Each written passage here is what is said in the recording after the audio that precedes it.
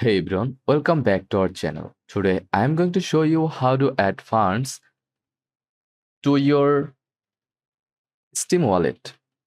So let's get started. Open Steam, click your username at the top right, select account details. Now click add funds to your Steam wallet. Pick how much you want to add. Steam offers preset amounts, select one and click add funds.